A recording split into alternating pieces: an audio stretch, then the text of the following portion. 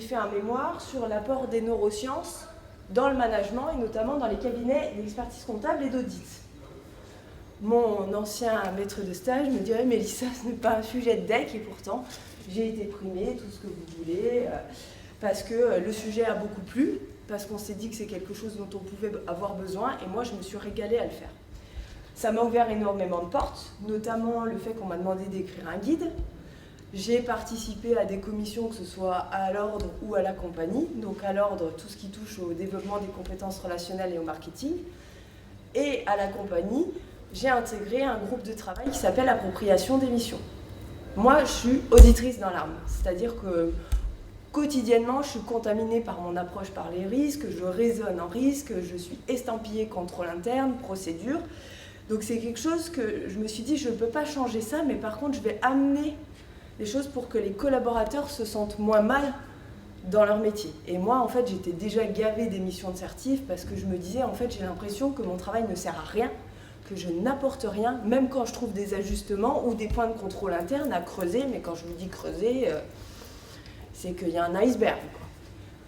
Donc je me suis dit, c'est quand même dommage, et quand on me sollicite, parce que je suis membre du bureau national du CJEC pour intégrer cette compagnie, enfin cette commission à la compagnie, on me dit, il y a un gros souci, on a proposé plein de missions sur le rebond, alors on dira ce qu'on veut du rebond, je connais beaucoup de confrères qui ont été éminemment choqués par cette appellation, comme s'ils n'étaient pas capables de rebondir, je ne vais pas rentrer dans cette polémique.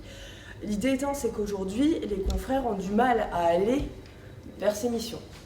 Ce que je trouve pas forcément choquant parce qu'on est la tête sous l'eau, parce qu'on a 50 000 trucs à faire.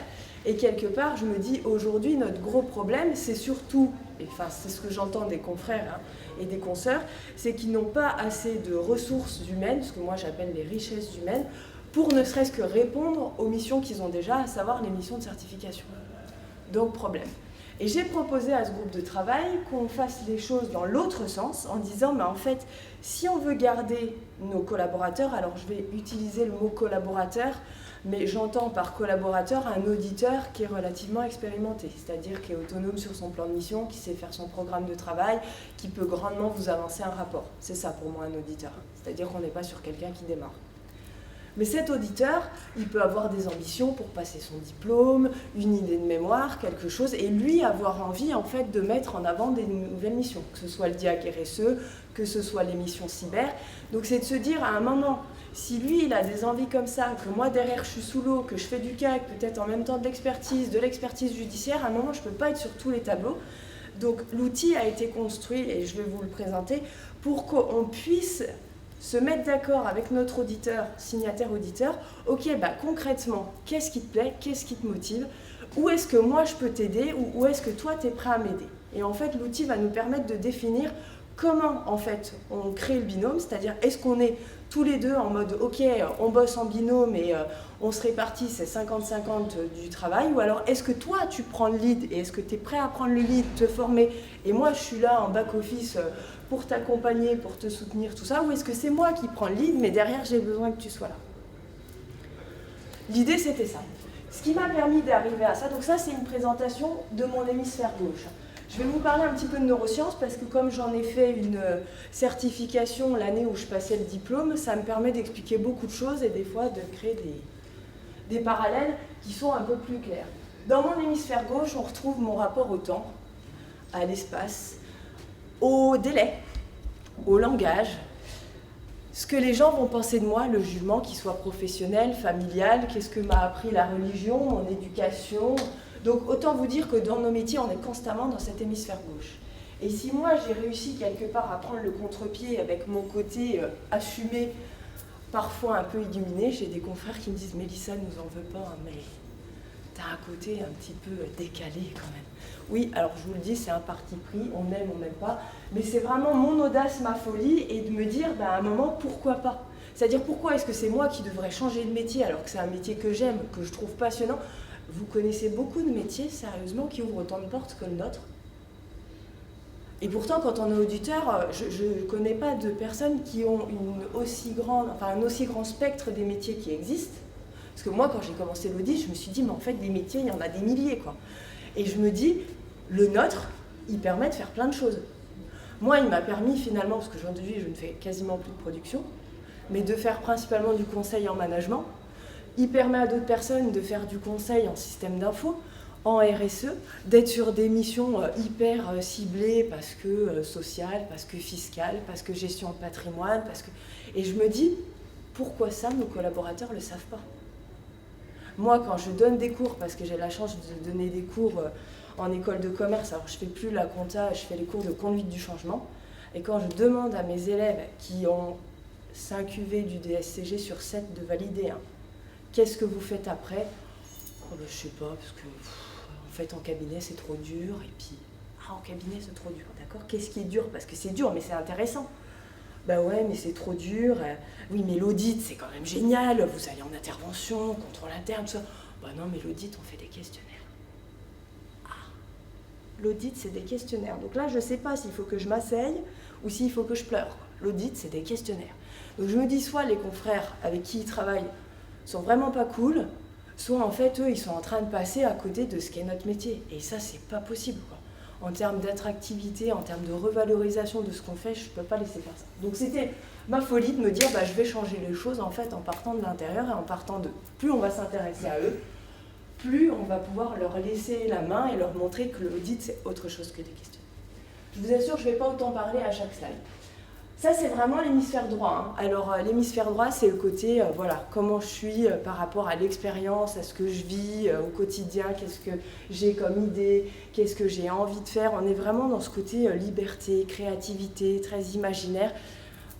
Jouer du piano, tout ça, on est bien dans son hémisphère droit.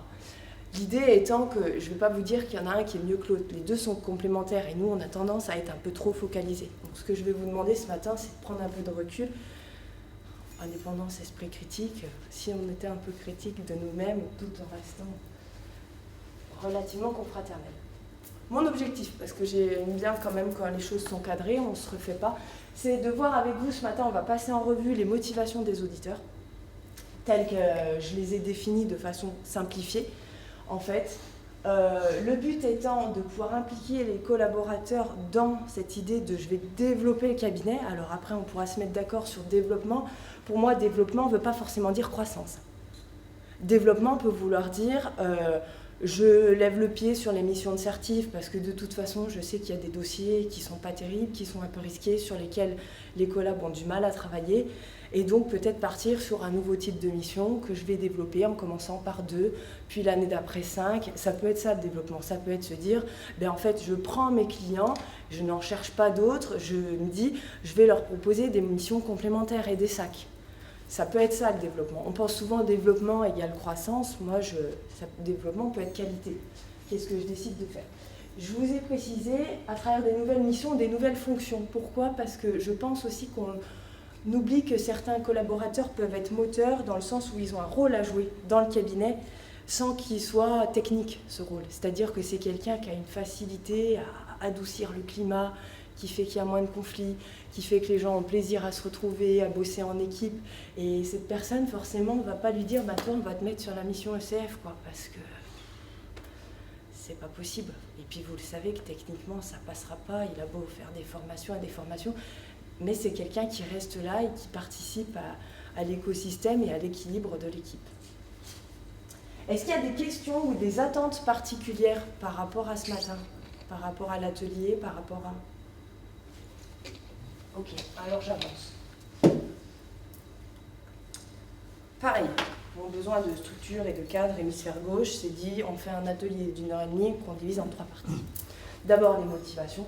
Ensuite, je vais vous parler de tout ce qui touche à la communication, parce que vous allez me dire, bah, Mélissa, c'est gentil, mais en fait, je ne vais pas regarder mon auditeur et me dire, lui, il a telle motivation, ça va me transcender. Non, forcément, il va falloir qu'on communique, et l'outil a été construit dans ce sens, pour nous servir de support et d'aide pour communiquer avec les équipes. Et en 3, je vais rentrer dans l'outil Motive Audit pour vraiment vous le présenter, que vous voyez à quoi ça ressemble.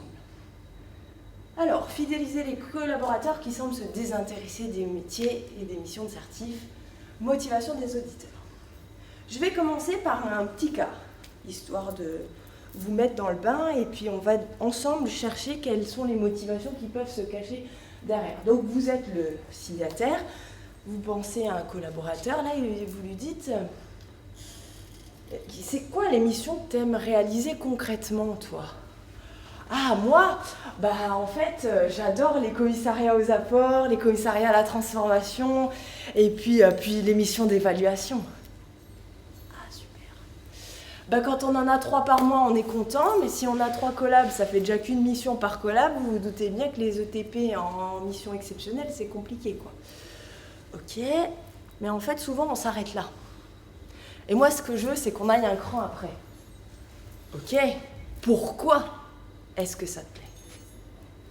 Ah, et là, l'auditeur vous répond, en fait, ça change des missions de certif, c'est court, c'est rentable, et puis ça fait appel à d'autres compétences. Ah.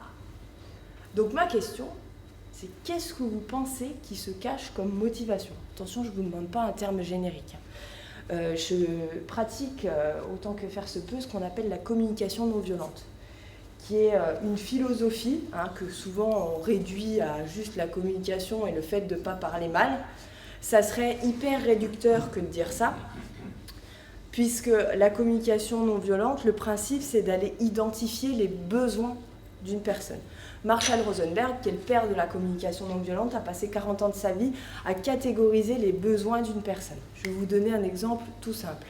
Parce qu'en fait, aujourd'hui, on est tellement peu habitué à aller cerner nos besoins qu'en fait, on finit par confondre stratégie et besoin. Là, j'aurais besoin d'un Perrier-Rondelle. Ce n'est pas un besoin, c'est une stratégie. Mon besoin, c'est un besoin d'hydratation, auquel je peux répondre par un café, par un spritz en terrasse avec les copines, par un chocolat chaud au coin de la cheminée, ou par de la badoie, ou tout simplement de l'eau plate dans un verre en carton. Ma stratégie préférée étant le Perrier-Rondelle. Sauf que la réalité, le besoin, c'est un besoin d'hydratation. Très bien. Ramener au monde des cabinets, qu'est-ce qui se passe? C'est qu'un collaborateur va vous dire « j'ai besoin de missions exceptionnelles ». Oui, mais en fait, tu as besoin de quoi derrière? Qu'est-ce qui se cache derrière ça? À votre avis, quels sont les besoins qui se cachent derrière ça quand un collaborateur vous dit « j'ai besoin de… » ou « j'aime bien les missions exceptionnelles ». Vous voulez sortir du cadre, en fait. Ouais. Changement, très bien. Ouais, sortir du cadre, qu'est-ce qu'on met? C'est un mot qui… Diversité, c'est quelque chose qui vous parle? Ouais. Qu'est-ce qu'il peut y avoir d'autre? Découvrir d'autres choses, de la formation. Ouais, je mets curiosité. Ouais, formation, ça me va, le besoin d'être formé. Ouais, je prends. Se sentir valorisé. Valorisation, ouais. Comment vous le voyez, ça? Se sentir valorisé? À travers ce qu'il a dit. Les compétences, d'autres compétences. Alors, il y a les compétences, il y a le côté, c'est rentable. Et ça, c'est hyper important parce qu'en fait, le collaborateur, il voit bien que c'est une mission, il y a passé une journée ou un peu moins, on la facture 800 ou 1500 €. Une mission de certif, peut-être qu'il voit, moi, collaboratrice, je voyais les prix et je me disais dans quel monde c'est rentable. J'ai l'impression de passer… Alors oui, je respectais mon barème, plus ou moins. Je me disais, mais à quel moment c'est rentable? En fait, on n'a pas de vision, c'est tellement long. Et puis, on a à peine fini qu'en fait, on est déjà reparti dans le contrôle interne l'année d'après. Et puis, en fait, c'est beaucoup plus dur pour le cerveau d'avoir ce côté… voilà. Vous savez, quand on raye sa to-do list, là, qu'on met un bon coup de stabilo, ça, c'est notre sécrétion de dopamine. Et c'est ce dont les collaborateurs ont besoin.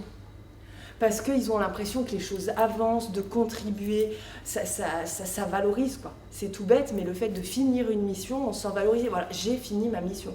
Ce qui est beaucoup plus difficile à faire sur une mission de certif, parce qu'on s'inscrit sur la durée. Quoi d'autre?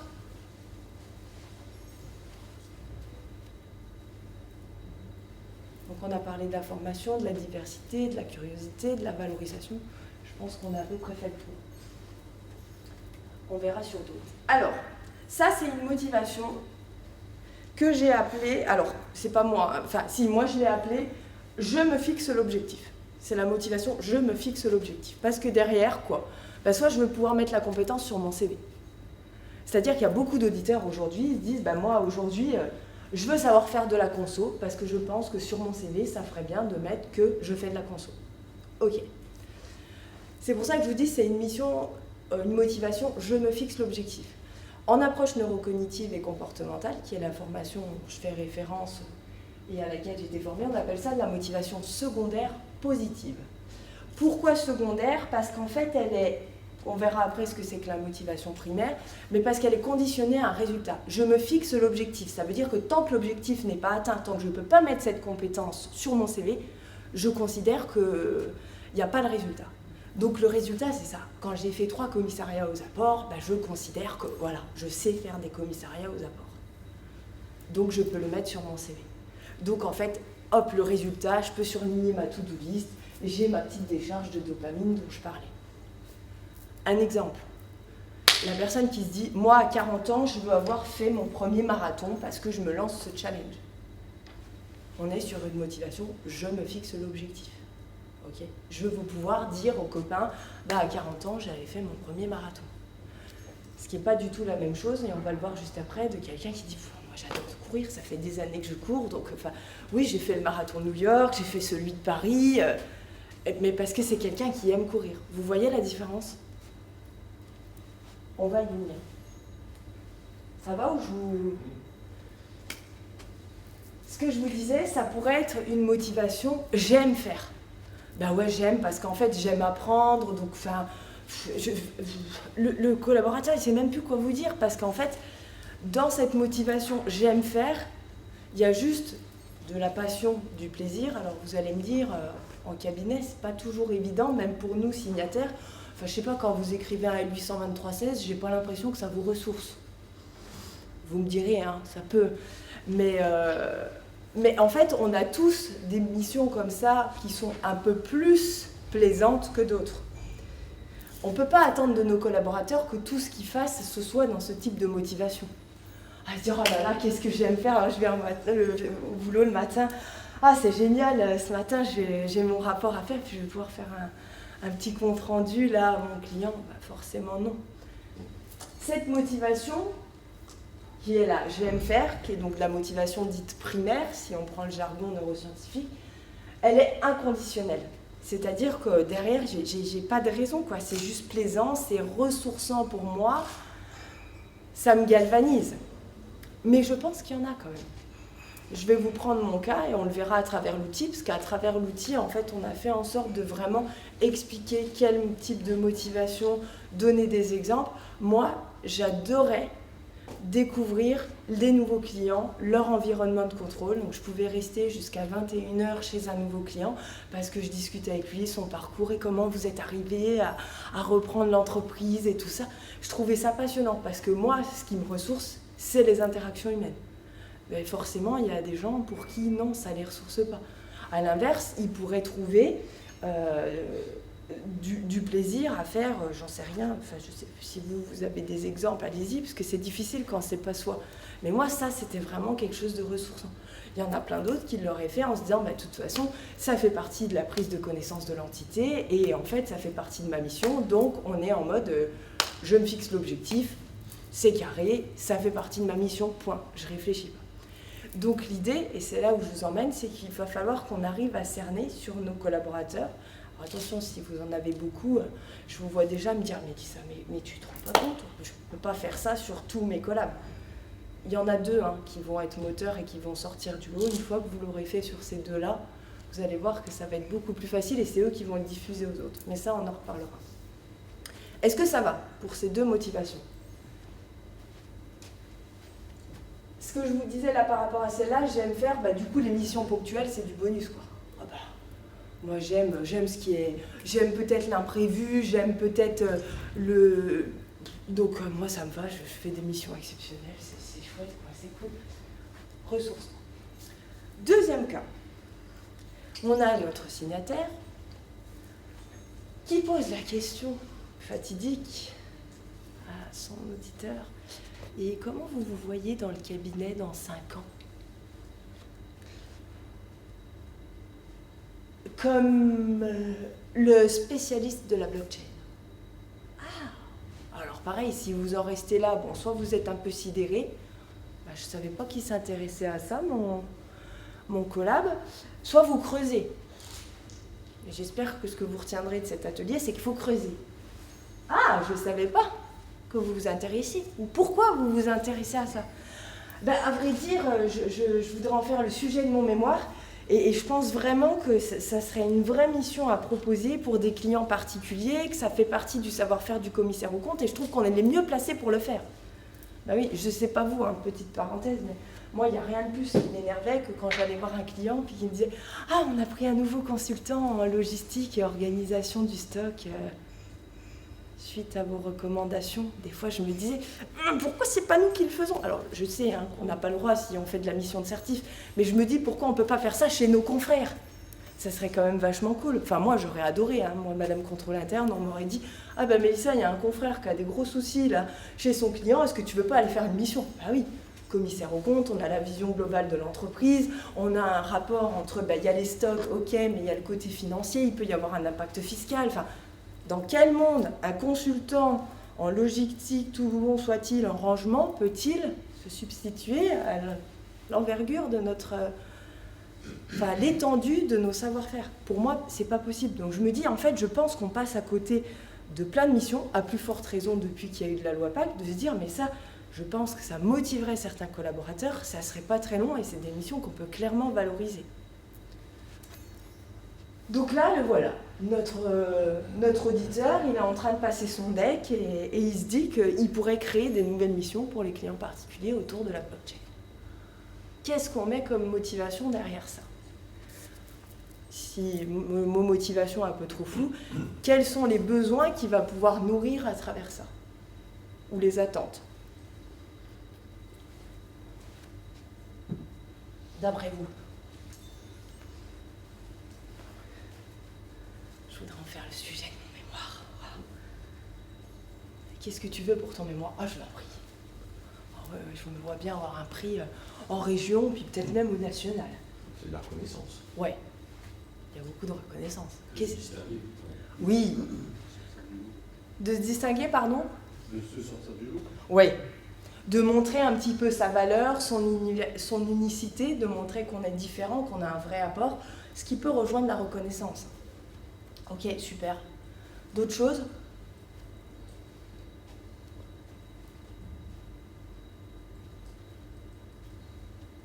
Sortir des sentiers battus. Ouais, carrément. Il y a vraiment ce côté, je vais proposer quelque chose qui en plus est vraiment innovant, quoi. Enfin, moi, je vois ça. Je me dis, il y a vraiment cette volonté de pousser le cabinet en avant, d'aller sur quelque chose de... Se projeter sur l'avenir. Ouais, puis de technique, se projeter, exactement. Un peu, j'ai innovant, technique, à haute valeur ajoutée, tout ça. C'est consulté en tant que référent. Yes, référent du cabinet, tout ça. Donc après, assurer sa légitimité auprès du reste de l'équipe, une certaine forme de montée en compétence, encore une fois de la reconnaissance, en fait, c'est finalement lui. C'est moi le signataire, mais c'est lui le spécialiste de ça. C'est hyper valorisant pour un collaborateur. Vous imaginez? Et puis ça va l'aider à en fait se sentir à la fois intégré au cabinet et se projeter. En fait, c'est le référent du cabinet. C'est beaucoup plus difficile de partir après. Parce qu'on met ce qu'on veut derrière, besoin de notoriété, de reconnaissance. Quand il faut changer de cabinet, il faut recommencer. Puis on n'est pas sûr que dans un autre cabinet, il n'y aura pas déjà quelqu'un comme ça. Donc en fait, ce qui est pris n'est plus à prendre.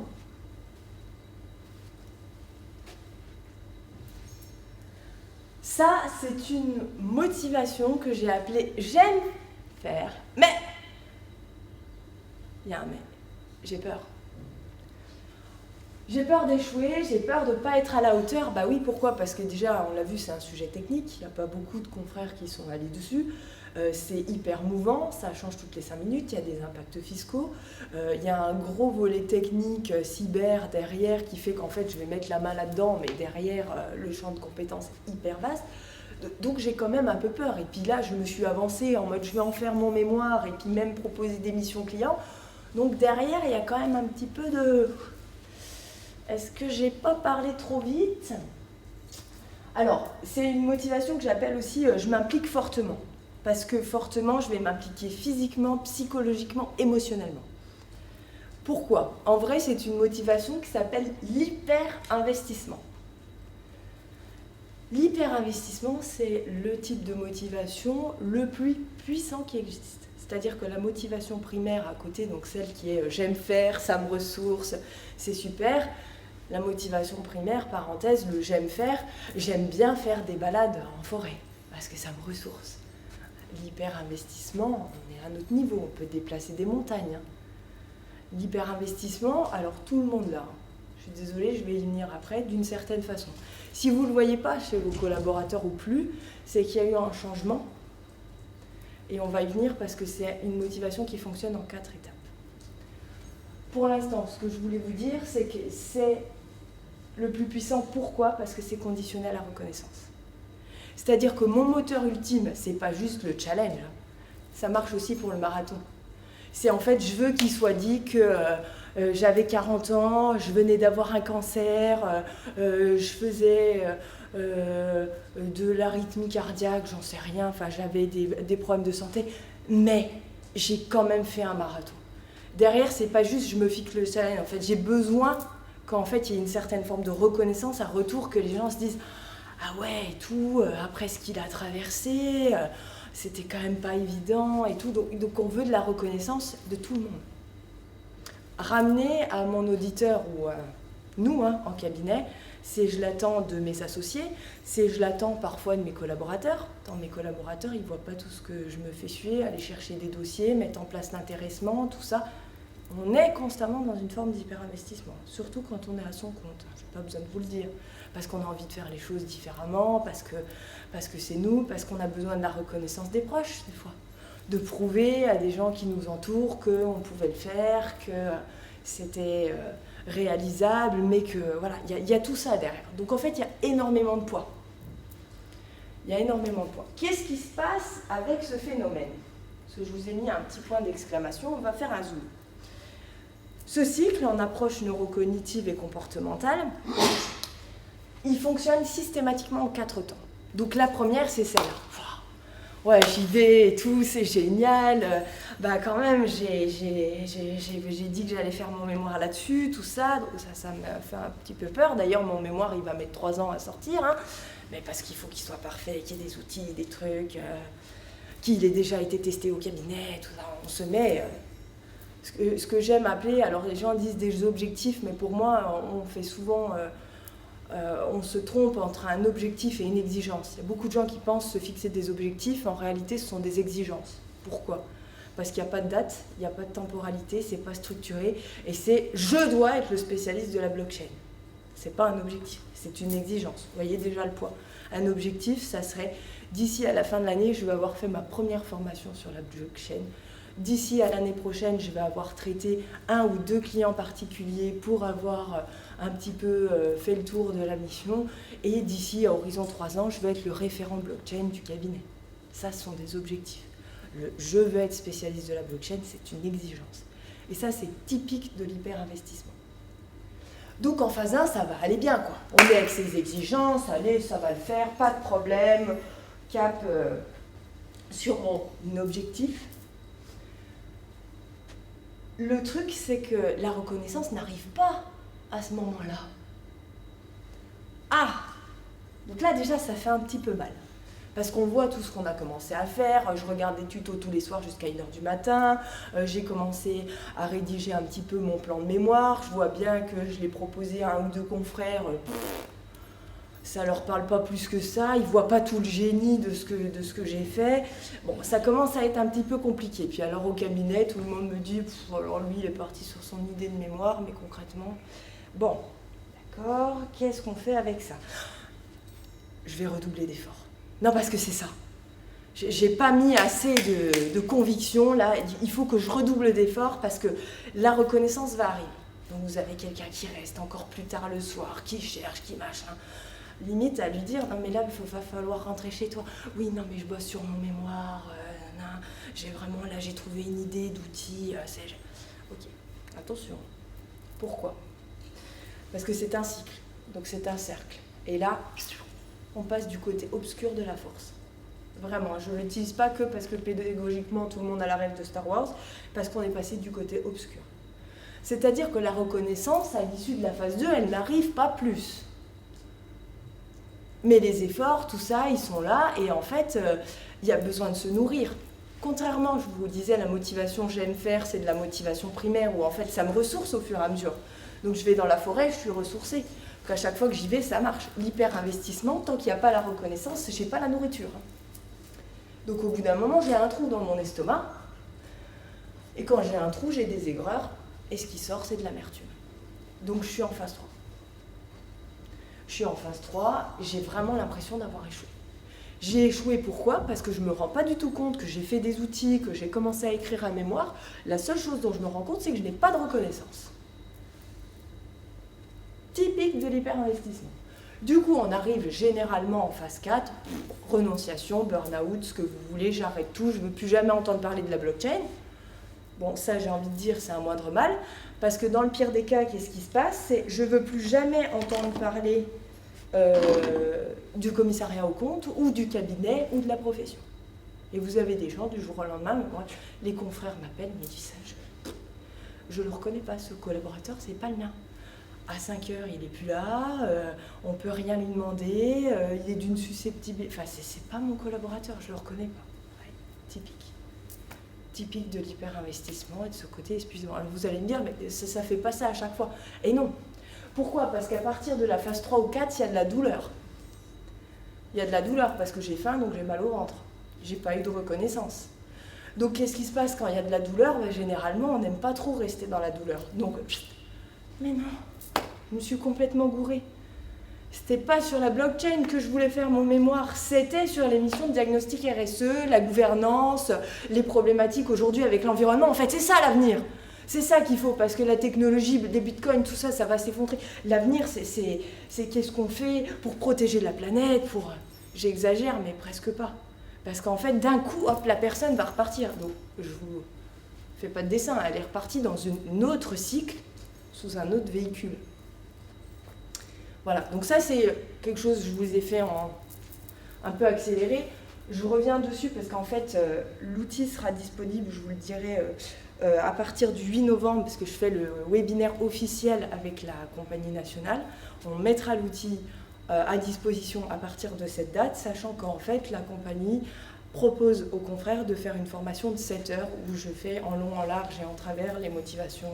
On fait des binômes, vous pouvez venir avec un de vos auditeurs pour que vraiment on s'imprègne de l'outil. Donc je suis allée vite, mais j'adore ce phénomène parce que quand j'ai eu conscience de ça, ça a changé ma vie. Pourquoi? Parce qu'on a tous ce mode de fonctionnement. Si c'est pas dans le travail, ça peut être dans le sport. Moi j'ai fait de l'escalade, du volley, de la danse, de la natation, et puis à chaque fois je me dis je suis vachement forte en fait. Les gens ils passent des années à faire ça, puis moi en l'espace de 3 mois j'ai un niveau de quelqu'un qui en a fait pendant 4 ans. C'est ça, c'est mon truc. Broup, broup, broup. J'ai fait 4, 5 cabinets avant de me dire Mélissa, le problème c'est pas les cabinets, c'est toi. Ça, le problème, vous allez me dire, les auditeurs ils en ont pas conscience, oui. Et du coup avec l'outil ils vont en prendre un peu plus conscience. Je vous ai mis 2 petites phrases. Il y a une tendance qui voudrait que c'est quand même cool d'encourager l'hyper-investissement parce que si on a envie de lancer une nouvelle mission au cabinet, comme je vous ai dit, ils peuvent déplacer des montagnes, ça fait de la motivation toute trouvée.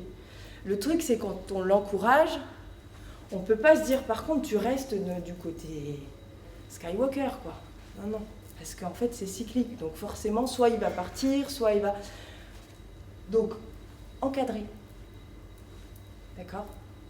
En se disant, voilà, il faut en avoir conscience, l'outil a été construit pour qu'on évoque ces sujets, parce que moi je veux que ce soit des sujets évoqués. Alors j'ai souvent la question, mais Mélissa, t'as pas peur qu'on soit un peu trop sur du personnel? On va en reparler dans le volet communication, on a toujours moyen de dire, voilà, moi j'aimerais qu'on parle de ce sujet, est-ce que c'est ok pour toi? Pas ok. Non, j'ai pas envie d'en parler. Bon, si le collab ne peut pas en parler, forcément vous n'allez pas aller dans le sujet. Mais on va y venir. Il y a toujours cette possibilité de dire, moi j'ai vraiment besoin qu'on évoque ça parce que je pense qu'à ce moment-là, il y a eu une fracture entre nous ou avec le client parce que peut-être tu t'étais beaucoup investi, est-ce que ça te dit qu'on en reparle? Pareil, tout ça dans la formation de 7 heures, je vais beaucoup plus loin pour vous donner vraiment des clés, vraiment des billes pour pouvoir communiquer avec le collab. Est-ce que ça va jusque-là? Super. Je vais checker mon timing. 9h45.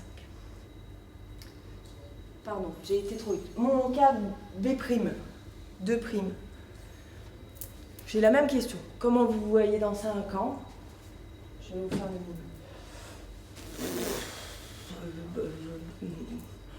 Comme le spécialiste de la blockchain. Ah ouais, ça ferait vachement bien sur mon profil LinkedIn. Ouais, comme le spécialiste de la blockchain. Ah, je savais pas que vous vous intéressiez à la blockchain. Vrai dire, je m'y suis pas encore intéressée, mais je vais le faire. Parce que je pense que c'est vraiment l'avenir, et puis ça fera un bon sujet de mémoire. Sensiblement, si on reste sur les mots sans les intonations, on est presque sur la même chose. Mais vous vous en doutez, c'est pas la même chose. Donc qu'est-ce que c'est cette motivation ?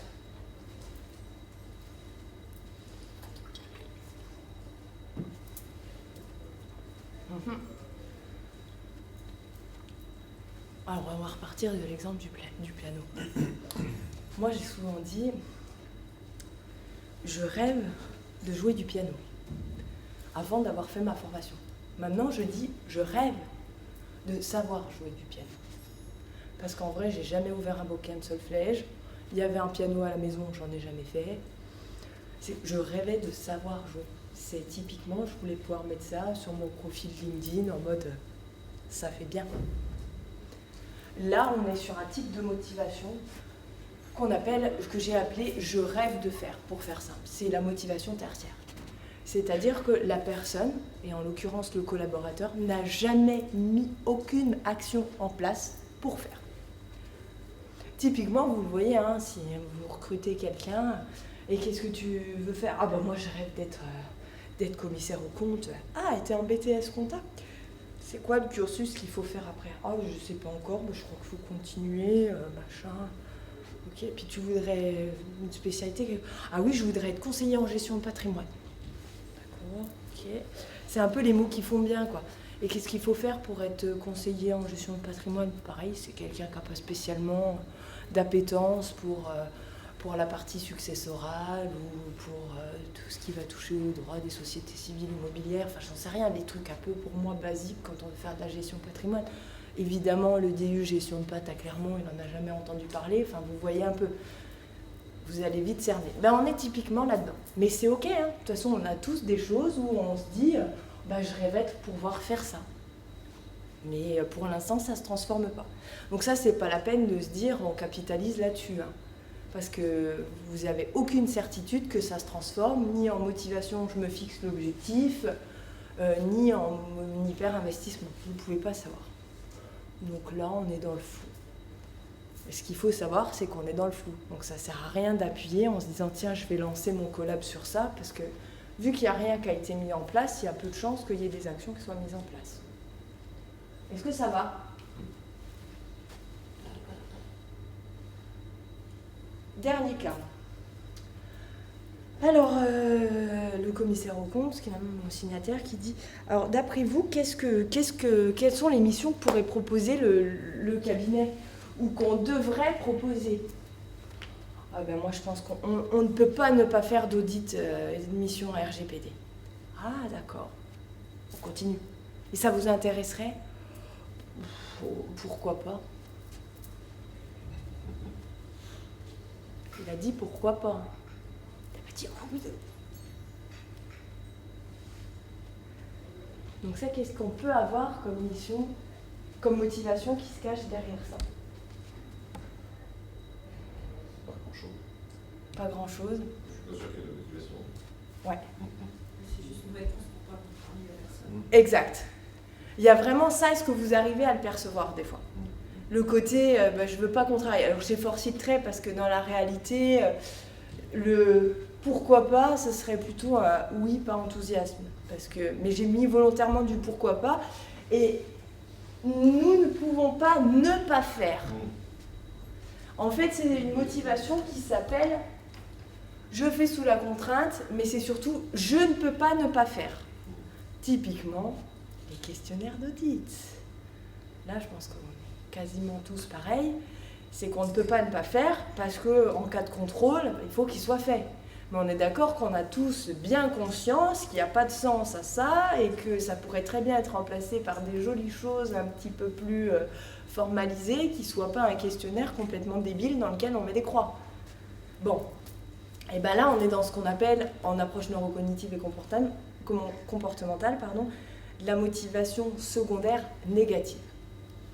Parce qu'en fait, il y a un objectif qui est de répondre au potentiel contrôle qualité ou d'éviter des déboires à ce niveau-là, mais derrière, on est clairement en réalisation sous la contrainte, quoi. Ça me donne mais pas du tout envie, c'est vraiment quelque chose que je fais. Donc, vous allez me dire, Mélissa, t'es gentille, mais t'as peut-être oublié le métier, il y a forcément des choses qu'on fait sous la contrainte et qui nous plaisent pas. Je suis d'accord, et assez lucide. Sauf que, on ne peut pas en faire 75% de nos tâches. Et encore moins de demander à un collaborateur de rester motivé quand ça représente 75% de ses tâches. Alors après, il peut s'être bourré de métier, hein. Mais bon, dans l'idéal, c'est de pouvoir bien cerner ce qu'il y a et puis d'en discuter avec lui, quoi. C'est-à-dire qu'à un moment, si effectivement il considère que 90% de son taf, c'est ça, ben soit en fait le fait de pouvoir avoir de l'argent à la fin du mois, ça lui suffit pour compenser, soit il va falloir qu'il fasse autre chose. Mais vous ne pouvez pas, et j'en ai conscience, lui proposer que des choses où il va être dans de la motivation, j'aime faire, où je me fixe l'objectif parce que j'ai envie de le mettre sur mon CV. Parce que concrètement, des questionnaires, personne ne va dire sur son CV je sais remplir les questionnaires d'audit, quoi. Ça va ? Ok. Pour synthétiser cette première partie, trois mécanismes de motivation à encourager. La primaire, alors j'aurais pu remettre j'aime faire. La secondaire positive, je me fixe l'objectif. Ou l'hyper-investissement, phase 1. Je m'implique fortement, mais on va le voir avec l'outil, bien cadrer le truc pour être sûr qu'il n'y ait pas de débordement et régulièrement, et c'est le rôle du signataire, de se dire attention, là tu pars trop loin, donc moi je veux bien, mais si c'est partir à te mettre 10 000 exigences pour que soit il n'y en ait aucune qui soit faite, soit tu exploses en plein vol, c'est peut-être pas le but non plus.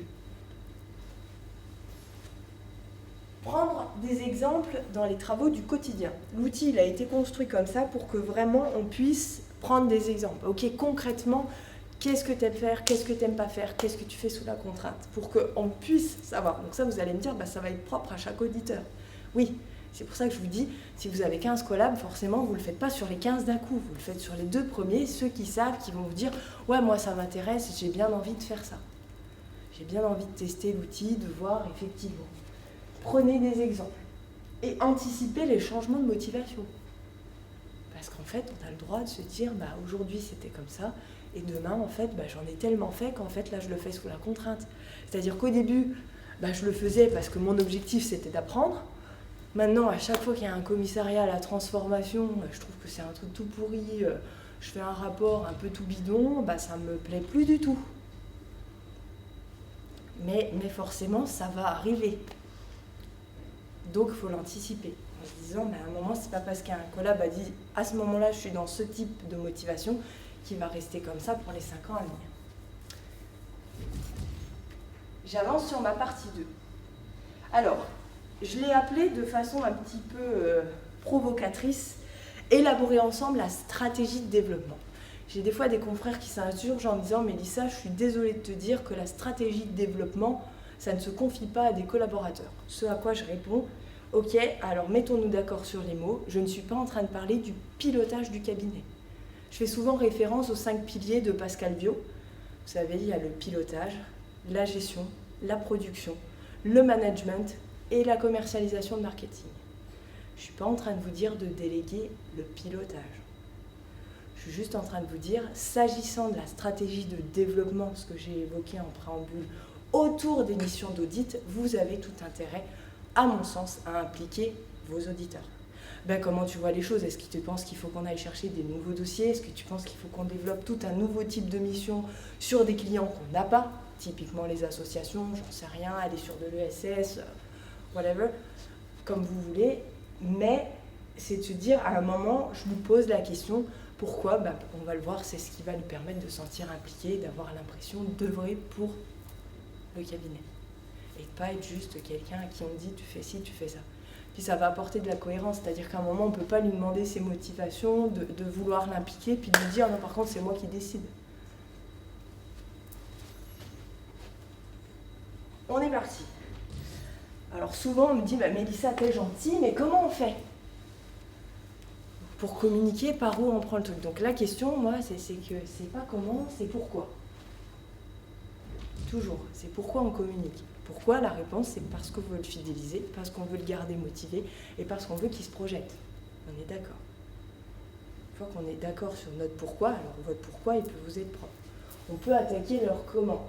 Parce que j'ai aussi des signataires qui me disent « Mais Lisa, moi j'ai quand même une grosse équipe, je ne peux pas tout faire. » Évidemment, quand je parle du signataire, c'est délégable au chef de mission selon votre organisation. C'est-à-dire que ce n'est pas forcément le signataire qui va tout faire. Après, c'est au choix. Si vous avez envie que ce soit vous, ça peut être vous. Mais ce que je veux dire, c'est que on peut déléguer ça à des managers, des directeurs d'audit, etc. Avec quel support? Alors, l'outil va vous être d'une grande aide, enfin j'espère, sinon c'est qu'il est mal construit. Mais tous vos supports que vous utilisez déjà, par exemple pour les entretiens annuels, et on va venir sur à quelle occasion. Moi, je pense que l'entretien annuel, c'est très bien, et j'ai dédié une slide pour ça, mais pas seulement. Ça peut être très bien au moment du recrutement. Pourquoi? Parce qu'au moment du recrutement, vous avez tous la même réflexion. Mélissa, il faut être rapide. Il faut être rapide parce qu'en fait, le temps qu'on reçoive le collaborateur, il a déjà dit oui ailleurs. Donc on ne peut pas se permettre de lui faire 3 entretiens étalés de 2 semaines. Ok. Donc c'est de commencer en lui disant directement, voilà, nous on a une méthode un peu particulière, on veut vraiment partir de vos motivations. Savoir qu'est-ce qui est important pour vous, qu'est-ce que vous allez pouvoir mettre en place et comment vous allez pouvoir vous épanouir au cabinet. Avoir un discours un petit peu disruptif en disant, mais moi je ne suis pas là en train de vous dire qu'est-ce qu'on a besoin comme compétences techniques, c'est qu'est-ce que vous avez besoin. Ça ne veut pas dire que vous n'exprimez pas vos attentes à vous, mais justement, quand vous laissez une place en disant, voilà, moi je veux savoir quelles sont vos attentes en tant que futur collaborateur, moi derrière, je vais vous répondre, bah ok, cette première attente, formation, le cabinet peut tout à fait y répondre. En l'occurrence, que ce soit le signataire, les managers, tout le monde est là, on est vraiment dans un travail d'équipe, donc ça c'est ok. La montée en compétences, c'est ok. Et en fait, il y a un match. Par contre, nous, ce qu'on va attendre, c'est un minimum d'application, tout ça, on fait des suivis réguliers, etc. Et directement, dès l'entretien, pouvoir le projeter en disant, mais en fait là, si tu rentres avec nous, tu vas être suivi, il y a un vrai accompagnement. Donc dès le début de la relation, vous donnez le ton.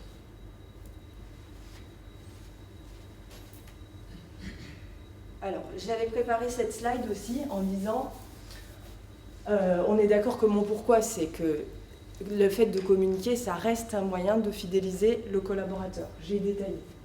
Quand vous allez lui parler de ses motivations, vous allez les comprendre. Quand vous allez comprendre un petit peu son mode de fonctionnement, derrière, l'intérêt, c'est que vous allez pouvoir affecter les travaux un petit peu différemment. Alors vous allez me dire, je ne peux pas faire du cas par cas. Mais dans votre discours, vous avez toujours moyen de dire, voilà, j'ai cru comprendre que tu étais quelqu'un qui était dans ta sphère perso, dans votre sphère perso, très impliqué dans le secteur sportif. Donc en fait, nous, comme on a quelques clients et dossiers là-dessus, j'ai pensé que vous aimeriez travailler sur ce type de mission. Ah oui, effectivement. Ça ne veut pas dire qu'il ne va pas faire des cycles et qu'il ne va pas être dans du technique, mais vous lui montrez que vous avez écouté et pris en compte un certain nombre de ses attentes. Cool, donc il se sent déjà bien. Deuxième chose, découvrir à adapter ses missions en fonction de ses intérêts. Pourquoi? Parce que derrière, ça vous assure que le déroulement des missions va bien se passer, qu'il y a un meilleur déroulement des missions. Bon, super. Quand je vous disais, on va partager la vision de la stratégie du cabinet, pourquoi c'est important de faire ça? Parce que derrière, le collaborateur va se sentir beaucoup plus impliqué et il va avoir envie de contribuer, d'apporter sa contribution à ça. D'autant plus s'il se projette sur le passage du DEC, sur le fait d'un jour être associé ou signataire lui-même. Enfin, on va anticiper ses attentes en matière d'évolution, dès le début, avoir le côté plan de carrière. Et ça, c'est pareil. Forcément, il va se projeter dans le cabinet. Parce que ce qu'on disait tout à l'heure, bah oui, il se voit référent. Bon, bah référent, il voit qu'il est déjà à un niveau. En fait, vous lui offrez plus qu'un salaire, vous lui offrez des perspectives, un avenir, etc. Une projection, une place, de la reconnaissance dans le cabinet. Est-ce que ça va? J'avance. Prenez le temps d'aller et creuser un peu l'outil. Je vous ai mis quand est-ce qu'on communique. Alors, ce que je trouve très bien dans le moment de l'embauche, c'est ce que je vous ai dit tout à l'heure, c'est le début de la relation professionnelle. Ça veut dire qu'on dessine le cadre. Et pour moi, le cadre, c'est toujours très important parce que on le fait dans bien d'autres sphères et on oublie de le faire avec son client via la lettre de mission. Vous allez me dire, oui, mais avec un collaborateur, il y a un contrat de travail. C'est pas pareil. C'est-à-dire que là, on est vraiment sur un cadre relationnel. Quelles relations on entretient, quels sont nos rapports, comment on fait un suivi, comment on avance ensemble. Donc pour ça, je trouve que c'est très bien. L'entretien annuel aussi, je trouve que c'est très bien parce que c'est à ce moment-là qu'on fait la revue des objectifs. Et donc c'est très bien de pouvoir inscrire de nouveaux objectifs parce qu'on est dans ce contexte-là. Je trouve que ces deux moments sont plutôt propices. Pourquoi ? Parce qu'en fait, souvent, c'est des moments qui sont encadrés où on sait qu'on est dans cette optique de communication. Et en plus, vous avez des supports. Donc c'est un côté, on n'est pas forcément en front. Il y a des confrères qui peuvent se sentir un peu perdus en se disant bah, si j'ai pas de guide, je me sens un petit peu face aux collaborateurs et je ne sais pas par quel bout commencer, j'ai peur d'être maladroit ou d'être un peu intrusif. Donc c'est l'avantage. Les moins. Mais ce qui m'embête un peu, et vous allez comprendre pourquoi dans l'entretien d'embauche, c'est que trop souvent, ils sont pas assez, enfin l'embauche, elle n'est pas assez axée sur les attentes. Et je pense que c'est vraiment à ce moment-là qu'il faut le faire. Quel est ton besoin de reconnaissance, d'apprentissage ? Est-ce que tu as besoin qu'on soit en collaboration tous les deux ? Est-ce qu'avec un membre de l'équipe, ça te suffit, etc. Donc ça, c'est vrai que c'est le reproche que je peux faire. Le fait de communiquer à l'entretien annuel, il y a aussi un bémol pour moi, c'est que souvent dans la tête des collaborateurs, c'est le moment où on parle argent. Et donc, ils ont bien envie de parler objectif, mais ils ont surtout envie de parler argent. Donc des fois, ils sont un petit peu trop en mode « il faut que je parle d'argent et je me suis préparée, ça fait 3 semaines que j'ai fait mon discours ». Donc c'est difficile de trouver de la place pour parler autre chose et il est déjà très stressé parce qu'il veut demander son augmentation. Donc je me dis, est-ce que du coup, ça ne fait pas que le contexte devient biaisé ? Et enfin, la dernière chose qui m'embête par rapport à ces deux moments, c'est que c'est loin, quoi. C'est loin et c'est pas assez régulier. Donc, je vous propose, et c'est comme ça qu'on a construit l'outil, d'avoir un suivi tout au long cours. Encore une fois, c'est quelque chose qu'on va faire au démarrage sur 2 collaborateurs, pour voir, pour cerner. Il ne s'agit pas de se dire « ok, je fais ça, je le fais sur tout le cabinet ». Qui peut le plus, peut le moins. Donc on commence petit, objectif, pas exigence. Au démarrage, c'est-à-dire qu'au démarrage, je veux pouvoir vraiment cerner ses motivations, donc on va faire un entretien dédié à ça, qui sera finalement pas tout à fait l'entretien d'embauche, puisque s'il est embauché, on peut rapidement après arriver à ce type d'entretien, où vraiment ça va être consacré sur les motivations. À l'issue des motivations, l'outil étant construit en entonnoir, on va arriver sur un rôle. Je vais vous l'illustrer en vous montrant l'outil, ça sera plus clair. C'est-à-dire qu'en fait, on va retenir un type de motivation à un domaine d'expertise et la matrice, l'outil, propose un rôle qui convient ou non à l'auditeur. Alors quand je vous dis un rôle, c'est pas jardinier ou peintre, mais on n'en est pas loin. C'est-à-dire que ça peut être formateur, ça peut être concepteur, ça peut être... Mais c'est voir si il se sent à l'aise dans ce rôle et qu'est-ce qu'on peut faire derrière. Ensuite, on va passer à l'étape mise en œuvre. C'est-à-dire qu'on est rapidement après l'entretien où on a fait les motivations. Dans la mise en œuvre, on va passer en revue les missions concrètes ou les fonctions concrètement que peut endosser le collaborateur. Effet exceptionnel dont je n'avais encore pas parlé jusqu'à maintenant, l'outil a été construit pour qu'on passe en revue le portefeuille du collaborateur. C'est-à-dire qu'en fait, on a créé des profils de clients pour pouvoir cerner un petit peu par profil de client les types de missions et voir dans un 3e temps, parce que j'ai 3 onglets, dans mon 3e temps, c'est mon contrat. Ok, on a vu tes motivations, donc ton rôle est remonté. Est-ce que tu es ok sur ce rôle-là ? Par rapport à ce qu'on a analysé de tes clients, on en prend une catégorie, ou un, pareil, qui peut le plus, peut le moins. Donc on commence petit. On en prend un, est-ce qu'on est ok qu'entre les missions que toi tu peux faire et les missions qui peuvent intéresser ce client, il y a un match et que donc du coup on part là-dessus. Ok, et là on écrit un contrat. Quand je dis on écrit un contrat, on met des objectifs atteignables avec des actions à mettre en place et on les inscrit dans un calendrier.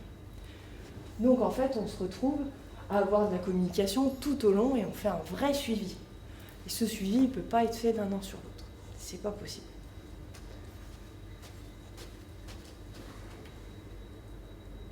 Je vais conclure sur cette partie. 3 étapes clés. La première, on l'a dit, intégrer la vision du collaborateur par rapport à cette idée de stratégie. La deuxième, on va analyser le portefeuille, parce que vous allez me dire c'est bien gentil ce qu'il veut faire, mais moi j'ai pas de mission pour faire de la blockchain, donc soit il part au créneau et vu comme il est commercial, on n'est pas prêt d'avoir des clients, soit en fait à un moment on trouve quelque chose de concret. Ok, donc on va se focaliser sur les dossiers, sur les missions qui peuvent convenir, et enfin vraiment partir sur un plan d'action, c'est-à-dire que moi, pour moi, cet outil, il faut aller jusqu'au bout et écrire, ok, concrètement, qui s'engage à quoi. Ça vous engage vous, mais ça l'engage lui. Et en fait, il sait qu'il est sur des rails et on est parti. Est-ce que ça va? Je vais donc passer à la troisième partie, utiliser l'outil pour associer les missions avec les motivations. Un outil que nous avons appelé Motivaudit. Là, je vous ai remis en bref les étapes 1, 2, 3. En fait, c'est mon onglet consigne pour que vous ayez une vue d'ensemble. Ça reprend ce que je vous ai expliqué là ce matin. Étape 1, je diagnostique les motivations qui vont me permettre d'attribuer un rôle. 3 objectifs, je comprends les différentes sources parce que forcément on va être obligé de passer par ce côté apprentissage et je vous parlais de l'entonnoir. Il faut qu'on passe en revue toutes les motivations pour que l'auditeur il comprenne un petit peu de quoi on lui parle. Ensuite, on va sélectionner un domaine d'expertise et en fonction de ce domaine d'expertise, on va avoir l'attribution d'un rôle. Ce qui va nous permettre, onglet 2, étape 2, de cibler les clients et étape 3, de voir si on arrive à faire matcher le tout. Est-ce que ça va ?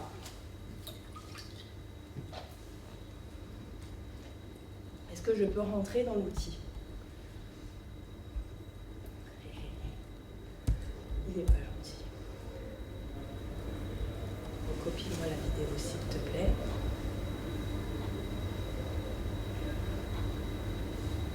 Ok.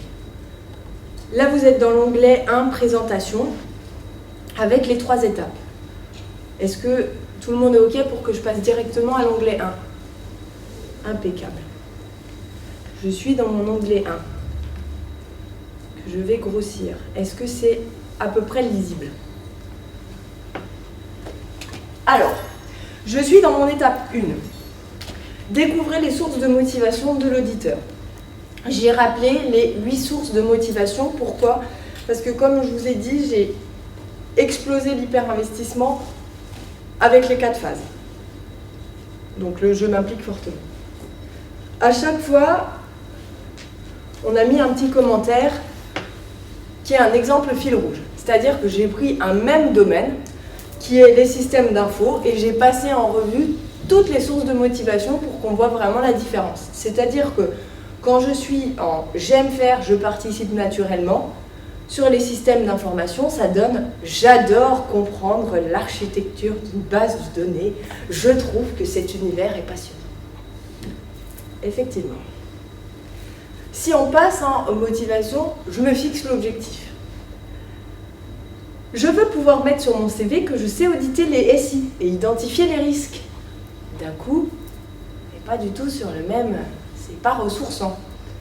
Si je vais sur l'hyper-investissement, je veux apprendre à écrire des programmes pour permettre aux équipes d'audit de mettre en œuvre des contrôles sur tous les dossiers d'audit. Vous la voyez l'exigence là ? Je veux sur tous les dossiers d'audit. Typique de l'hyper-investissement phase 1. Si on est sous la contrainte, par exemple, j'ai pas le choix que de me former pour pas me faire retirer de l'audit de l'équipe d'audit parce que si je sais pas auditer les SI, c'est ce qui va se passer. Je rêve le fantasme. Je rêve d'être le référent informatique du cabinet. Je rêve, ça ferait bien sur mon CV, c'est moi qui m'occupais de la partie SI du cabinet.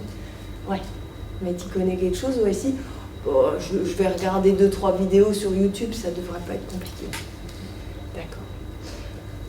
J'ai remis au goût du jour des vidéos que j'avais faites à l'époque pour présenter ces motivations qui là sont vraiment floquées, estampillées commissariat au compte. Donc c'est des vidéos qui sont en accès privé YouTube. L'idée étant, première étape, en fait je vais discuter avec mon collaborateur pour vraiment savoir parmi ses tâches quotidiennes, qu'est-ce qu'il fait sous couvert de quelle source de motivation. Et idéalement, j'aimerais que toutes les cases soient remplies. Pourquoi ?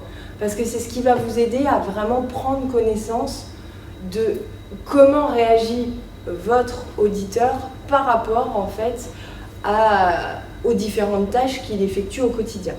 En dessous, j'ai mis des exemples. Alors les exemples, c'était ce que je vous disais tout à l'heure, j'aime découvrir une nouvelle activité, j'aime l'apprentissage de la formation, j'aime aller au 5 à 7 de la CRCC, parce que même si je finis qu'il est 21h, je trouve ça trop cool d'aller me faire former, puis je rencontre des confrères, c'est génial, ok. Donc c'est à lui de mettre évidemment, et vous, alors vous allez me dire tout de suite, Mélissa, comment on fait? Est-ce qu'on le fait ensemble? Est-ce qu'on le fait séparément? Ça c'est pareil, c'est votre appréciation. Moi je dis, il faut mieux en parler une première fois. Voilà, j'ai vu un nouvel audit dans le cadre d'un nouvel outil dans le cadre d'une formation, et j'aimerais bien le tester avec toi. Est-ce que ça te dit? Ah oui, ça te dit, si tu veux je te l'envoie par mail, comme ça tu regardes un peu, puis on se fixe un point dans une semaine. 1 heure. Alors si vous participez, et je vous invite à le faire au webinaire du 8 novembre que je co-anime avec Nathalie Lutz, qui est la présidente de mon groupe de travail, elle l'a mis en place dans son cabinet. Donc vous aurez vraiment la différence par rapport à l'atelier d'aujourd'hui, c'est qu'elle va pouvoir vraiment vous apporter comment ça s'est fait concrètement, mais en fait elle a fait comme ça. Elle m'a dit comment je fais, je dis tu leur proposes, même si on savait que c'était des salariés moteurs chez eux, tu leur proposes et tu vois en fait derrière comment ils réagissent. Ouais, pas de souci, je lui dis tu leur envoies par mail s'ils veulent regarder avant, parce que tu as des collaborateurs ils ont besoin de savoir où ils mettent les pieds, de regarder avant, et puis en fait vous prenez le temps ensuite 1 heure de descendre cette première étape. Donc là, par exemple, on remplit. Moi, je veux qu'on aille jusqu'à remplir les phases de l'hyper où on s'est senti frustré, où on a renoncé. Que ce soit dans le cabinet ou, et ça sera plus facile, dans une précédente expérience. Pourquoi? Parce que c'est ce qui va vous alerter sur comment derrière vous allez pouvoir encadrer ce fameux hyper-investissement. En fait, dans un précédent cabinet, alors j'ai mis des exemples, je fais systématiquement des synthèses écrites pour les clients avec des recommandations, mais certains clients n'y prêtent pas attention et aucune de mes recommandations ne sont prises en compte. J'ai parfois l'impression que mon travail n'a pas d'intérêt ni de valeur à leurs yeux et je trouve ça démotivant. Ça, c'est hyper important. Pourquoi? Parce que derrière, c'est ce qui va vous permettre à vous dire « Attention, le mécanisme de l'hyperinvestissement fonctionne sur la reconnaissance. » Et mais ça, vous le verrez si vous venez avec moi dans la formation, on distingue 2 types de reconnaissance. Je vous fais du teasing. La reconnaissance passive et la reconnaissance active. Et l'idée, c'est d'amener au maximum le collaborateur à aller sur de la reconnaissance active. Qu'est-ce que toi, tu te fixes comme objectif atteignable et en fait, tu dois être satisfait. Vous vous rappelez ce que j'ai dit tout à l'heure par rapport à la blockchain? Le gars, il avait écrit des articles, il avait synthétisé des vidéos, il avait commencé à faire un outil, rédiger un début de plan, et il te dit, de toute façon, j'ai aucun effort, j'ai rien. Mais en fait, il ne se rend pas compte de tout ce qu'il a fait lui. Lui, ce qu'il aurait voulu avoir, c'était une publication dans un SIC ou dans un revenu française de comptabilité, ou une publication de son mémoire, tout ça. Attends Coco, ça vient après, c'est-à-dire que ta reconnaissance active, toi tu ne peux pas la faire sur ça, tu dois la faire sur je crée mon outil, je fais des comptes rendus, pas sur est-ce que je suis publié. Donc tout le travail va être là. Et c'est pour ça que je veux qu'en fait, à travers cet entonnoir, on commence vraiment par ça pour savoir, ok, dans quel cas tu t'es senti comme ça. Ensuite, on descend. Le CAC va lui dire, écoute, désolé, mais moi sur ça, je te vois un peu plus comme ça et on va faire des ajustements. Parce que, à mon avis, votre vision et sa vision ne seront pas toujours la même. Et c'est ce qui va être intéressant. De dire, moi je te sens pas forcément hyper investi sur ce sujet-là, ou je te sens pas forcément en motivation, j'aime, je me fixe, j'ai plutôt l'impression que c'est une façon, et c'est tout à fait légitime, de mettre cette compétence sur ton CV. Ah oui, c'est vrai, ok. Très bien. Une fois qu'on a fait ça, on descend. Vous avez vu, là, il ne reste plus que 3 cases. D'accord? Parce qu'en fait, à ce moment-là, dans mon objectif 2, je veux, alors je suis désolée, c'est tout petit, mais que mon auditeur, il choisisse un domaine d'expertise. Alors, il peut en choisir 3, parce que vous avez vu, j'ai gardé la motivation, j'aime faire, la motivation, je me fixe l'objectif, et la motivation, je m'applique fortement. Et donc là, je peux lui dire, en fait, moi, ce que j'aime faire, c'est évaluer, analyser le contexte d'intervention. Ce que je fais en mode hyper investissement, c'est je réalise des propositions marketing et je construis des livrables que je restitue aux clients. Parce que je suis quelqu'un de très créatif et j'adore faire des supports un petit peu ludiques qui ne ressemblent pas au rapport et pouvoir présenter ça à la fin de la mission. Et ça, je trouve ça génial. Je pense qu'on devrait le faire sur tous les dossiers du cabinet. Ok, donc clairement, là, on est sur de l'hyper.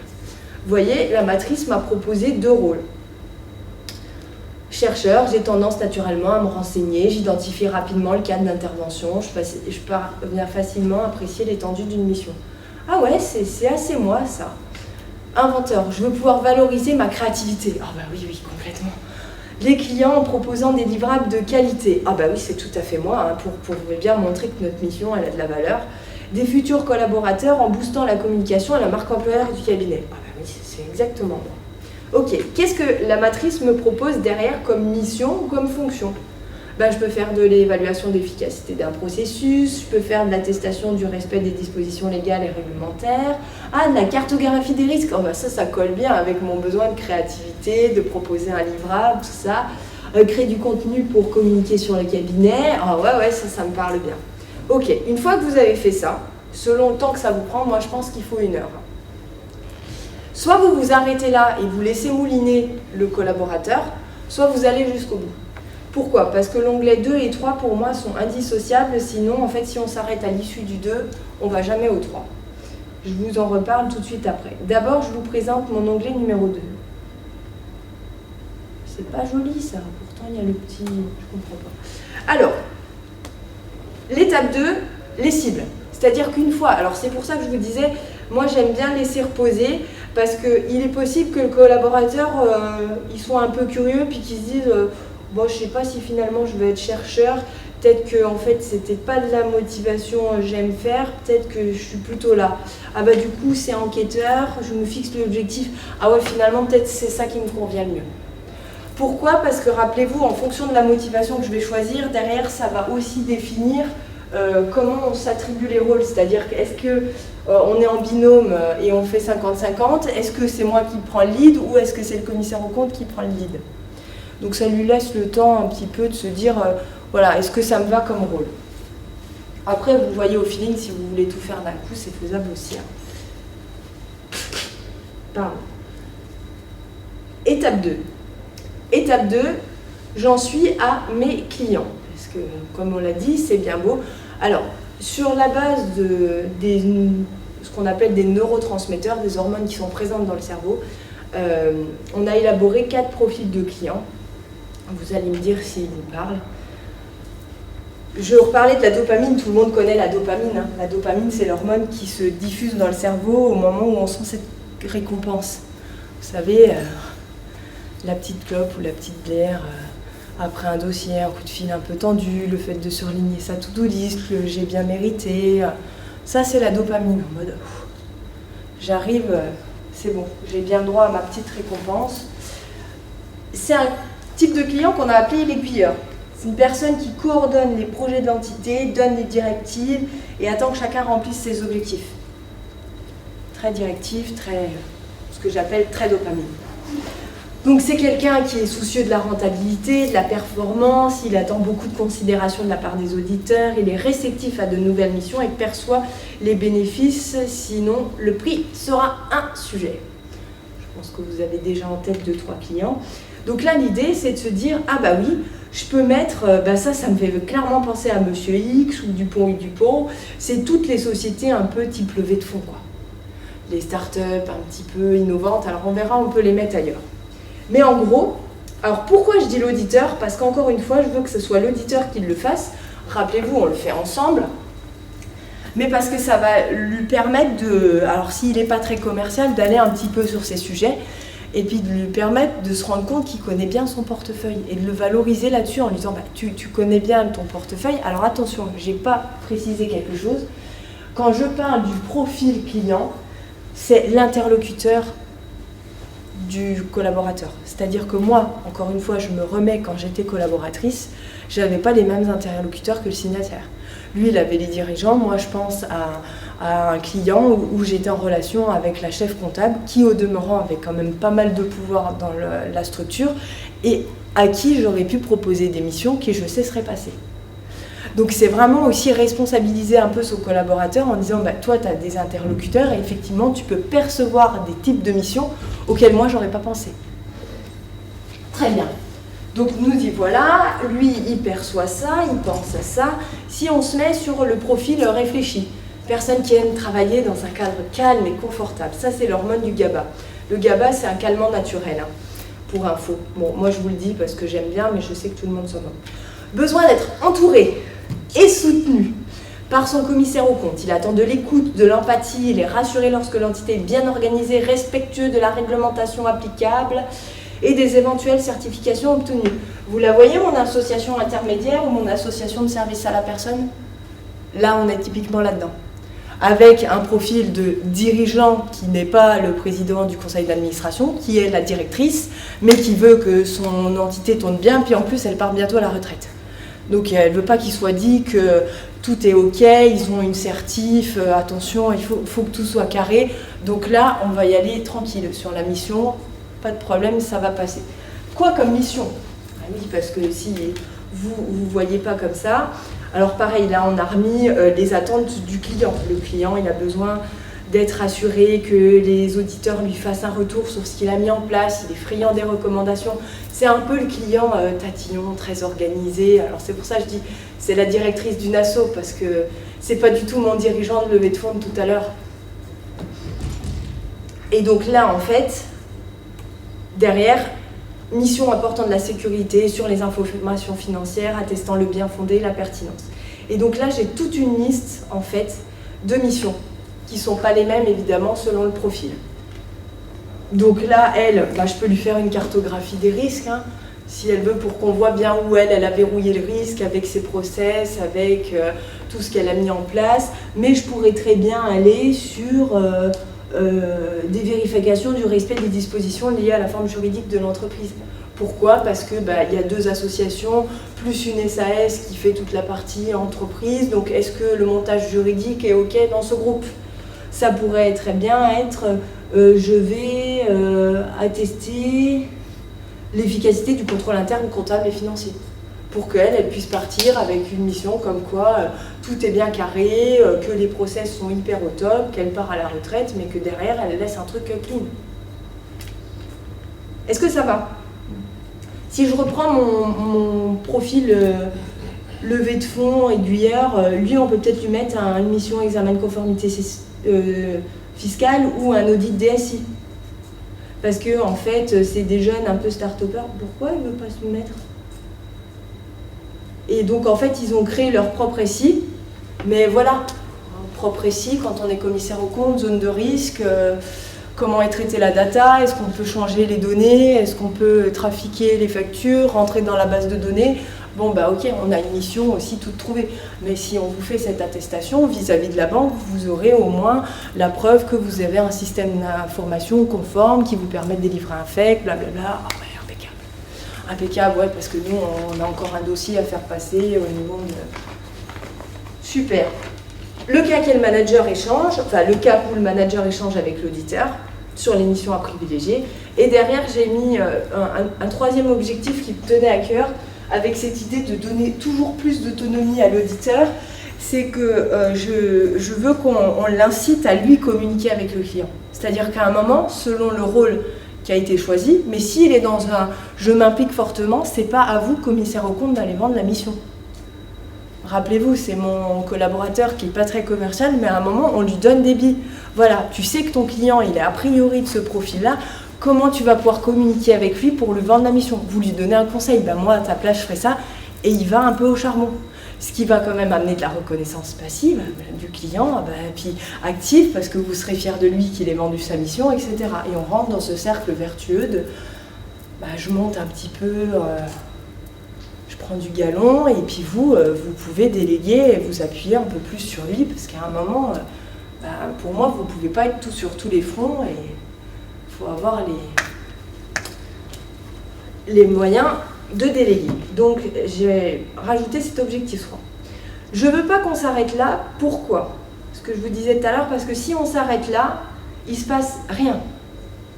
Et ça m'embête qu'il ne se passe rien, parce qu'en fait, l'onglet d'après, c'est mon étape 3, c'est mon fameux contrat. D'accord? Donc, dans mon contrat, on va définir les objectifs précis inhérents à la mission. D'abord, on va prendre mon rôle. OK? Donc, j'ai décidé que je prenais... Allez, on va mettre inventeur. Ça me rappelle mon type de motivation, ça me rappelle les missions que j'avais retenues. Et puis, si je vais là, alors on n'a pas tout à fait évaluation d'efficacité du contrôle interne, mais des zones de risque et de vulnérabilité. En fait, l'idée étant que c'est un outil qui sert de base. Derrière, c'est à vous de vous dire, voilà, qu'est-ce qu'on fait concrètement comme mission. Donc, des fois, ça match davantage sur la cartographie. Je vous ai prévu, là, si on passe là, j'ai mis 2 onglets d'exemple. Donc je vais partir directement sur celui-là. Là, mon rôle retenu, c'est celui de technicien. Je choisis de m'orienter vers des nouveaux domaines afin de gagner en efficacité sur certaines missions. Je me fixe l'objectif. Donc je suis en binôme avec le signataire sur ce projet. Audit des systèmes d'info, appréciation, ok. J'avais mon client Monsieur Durable qui est un idéaliste, donc lui en fait c'est une personne créative qui a besoin que ses activités soient innovantes, sensées et en accord avec ses valeurs. Super, on va lui faire une appréciation de données extra-financières qu'on avait aussi quelque part, attestation des données RSE. Donc là ça match, on choisit ça. L'objectif c'est devenir un spécialiste de la performance extra-fi. Je le changerai parce que ça, c'est une exigence, comme je vous l'ai dit. Mais derrière, je transforme. Mon objectif, il est en 3 objectifs. J'accrois mes compétences RSE, ce qui veut dire action 1, je vais prendre une première formation technique. Deuxième, je vais récupérer la doc qu'il y a sur le site de la compagnie. Objectif 2, je vais faire une première mission. Ok, c'est-à-dire que je vais faire un état des lieux, ok, sur quelques dossiers, puis je vais réaliser une mission d'attestation pour le fameux Monsieur Durable. Ensuite, je propose des attestations sur l'ensemble de mon portefeuille. Je vais communiquer avec les interlocuteurs et puis réaliser des entretiens pour présenter cette mission au client. Tout ça en disant, voilà, qui fait quoi? Alors le CAC, lui, il trouve le dossier, il propose la mission, l'auditeur, il se forme, puis il fait le lien avec un autre auditeur qui, lui, va l'aider à faire des livrables. Pourquoi? Parce qu'en fait, je vous ai fait une démo aussi dans cet onglet d'une fonction qu'on va retenir. Donc là, c'est mon inventeur de tout à l'heure. Je m'applique fortement, je prends le lead. J'ai ma cartographie des risques aux 2 endroits parce que là, j'ai un autre client, c'est Monsieur Précis. Mais moi, mon objectif, en fait, je ne suis pas quelqu'un de technique et j'adore créer des livrables. Donc, je vais créer des livrables pour valoriser l'émission. Super. Et là, pareil, j'ai découpé mes objectifs. Donc, je choisis une mission à revaloriser. D'accord. Une fois que j'ai identifié les bénéfices, je me rapproche de la personne qui a réalisé la mission, si ce n'est pas moi. Je crée un livrable, je rends le contenu technique pédagogique, je fais une carto, quelque chose d'un peu pertinent et je généralise à la pratique. Et là, donc moi je suis l'auditeur là, j'imagine, je crée et je fais le lien avec les auditeurs intervenus sur les missions Valo, commissariat aux apports, RSE. Est-ce que ça va ? Après, sous forme de calendrier, je mets des dates. Donc là, vous allez me dire, oulala, là là, c'est rapproché. Oui, parce qu'on est sur de la création de livrables. Si on repart sur mon modèle RSE, vous voyez, je commence en septembre, je finis en mars de l'année d'après. Et pareil, un tableau de suivi. Donc en fait, je note dans mon calendrier quand est-ce qu'on se fixe la date limite, est-ce qu'on a fait le point, est-ce que c'est validé. Ma formation, elle est le 10-10, tiens, on est validé. On est le 21 octobre, les 2 formations ont été faites. Ok, super. Est-ce qu'on est toujours bon pour faire le point le 15 novembre? Parce que le 15 novembre, on doit refaire un point sur la doc et par rapport à ton compte-rendu de formation. Oui, c'est bon. Ok, après, alors ça, ni plus ni moins, j'ai repris ce que j'avais mis dans le tableau là. J'ai repris mes actions. Est-ce que ça va? Il me reste, je suis out of time pour conclure. À l'issue de l'étape 1, je vous ai mis ça, le CAC et l'auditeur sont capables de cerner les sources de motivation, déterminer ensemble un domaine de compétences. auquel il attribue une des 3 motivations. Comme je vous le dis, qui peut le plus, peut le moins. Donc je préfère qu'on se concentre sur une, quitte à faire 2 fois la matrice, quitte à la faire tous les 6 mois, mais on commence par une et on va jusqu'au bout. Sinon, ça ne marchera pas. Donc on se concentre sur un domaine d'activité, un client. Ils prennent connaissance du rôle et des missions. L'étape 2, donc c'est là qu'on voit par rapport au client ou interlocuteur, j'entends, le profil qui correspond, il liste les missions et ensuite l'auditeur il anticipe de communiquer, histoire d'aller au charbon. Et enfin l'étape 3, à l'issue de l'étape 3, l'auditeur et le CAC se sont mis d'accord pour attribuer à l'auditeur une mission ou une fonction qu'ils ont choisie en fonction du type de motivation. Ils formalisent ensemble les 3 objectifs avec 2 actions concrètes. Et ils renseignent le calendrier pour inscrire dans leur agenda leur prochain point d'avancement. Pour moi, l'outil, il sera considéré comme réussi quand les gens seront allés jusqu'à l'onglet 3 et qu'ils auront fixé leur première date de premier entretien de suivi. Alors là, c'était ma conclusion des conclusions. La motivation de l'auditeur, on l'associe avec une mission. Le profil de client, on va l'associer avec une mission aussi. Et enfin, on est trop content parce que notre auditeur il est impliqué et fidélisé dans la stratégie de développement. Je vous donne rendez-vous le 8 novembre en webinaire pour avoir notamment le recul de Nathalie et la formation qui aura lieu à Paris le 15 décembre. Est-ce que vous avez des questions, des retours, des choses, Je suis tout oui. Oui. Je commence. Par rapport au démarrage, le collaborateur, l'auditeur, vous avez dit voilà, il est dans un cercle, il va à fond et puis d'un coup il se grille. Ouais, pour l'hyper-investissement. Je m'implique fortement. Ouais. Comment on fait une fois qu'il est au burn-out pour le faire revenir? J'ai envie de dire, je ne suis pas sûre que tu puisses le faire revenir. Ah, pardon, moi je tutoie tout le monde, mais je ne suis pas sûre que tu puisses le faire revenir. C'est grillé. Ben, en fait, est-ce que tu peux communiquer encore avec lui ou pas du tout? Oui, non, oui, il communique encore avec toi. Parce que moi j'ai vu des gens qui... Je pas ce cas-là, mais voilà. Ah oui, oui. Ben, en fait, ça va vraiment dépendre de ça. Parce que moi j'ai vu des collaboratrices qui ne pouvaient pas remettre les pieds au cabinet. Hein. Donc elles ne pouvaient plus parler à personne, même à nous. Hein. Donc tu vois, au niveau de burn-out. Donc en fait, quand tu ne peux plus communiquer, il n'y a plus rien à faire. Malheureusement, c'est perdu. C'est pour ça que je veux absolument que vous ayez conscience de ça pour l'anticiper au maximum avant. Cela étant, pour moi, on peut toujours communiquer et avec n'importe quel collaborateur, je pense qu'il faut toujours faire un entretien de sortie. Ce que j'appelle l'entretien de sortie, ça va être 2 questions qui en réalité sont 4. Mais la première, c'est qu'est-ce que tu voulais mettre sur ton CV en arrivant que tu ne pourras pas mettre? Et qu'est-ce que tu pourras mettre? C'est-à-dire, il y a quelque chose que tu voulais savoir faire pour bien remettre, moi j'adore l'expression remettre l'église au milieu du village, c'est-à-dire montrer que vous avez formé le collaborateur, ce à quoi vous vous étiez quelque part engagé. Et est-ce que lui, en fait, il y a un moment où il ne s'est pas senti formé, et du coup, est-ce que c'est parce qu'il n'avait pas formalisé son envie ou son besoin d'être formé sur ce sujet, ou est-ce que c'est un manquement du cabinet? Et la deuxième chose, c'est qu'est-ce qui te manquera et qu'est-ce qui ne te manquera pas au cabinet. Pourquoi ça? Parce que derrière, en fait, c'est vraiment comprendre ce qui fait qu'il s'en va. Est-ce que c'est une question de formation? Est-ce que c'est une question d'ambiance? Est-ce que c'est une question de rapport humain? Même si pour moi, le rapport humain, c'est toujours à un moment un litige ou un manque de communication. Mais bon, peu importe. L'idée étant que si ton collab, là, il est en burn-out et que tu n'arrives plus du tout à communiquer, tu ne peux rien faire. Parce que la seule chose qui va te permettre de communiquer, c'est repartir. Ok, j'ai besoin de comprendre ce qui s'est passé. Excuse-moi, j'ai pas vu que ça dérivait, j'ai pas vu que tu partais, est-ce que tu es ok pour qu'on reparle de ce qui s'est passé? Si c'est trop douloureux pour toi et que tu ne te sens pas, je comprendrai et je te souhaite bonne continuation pour la suite.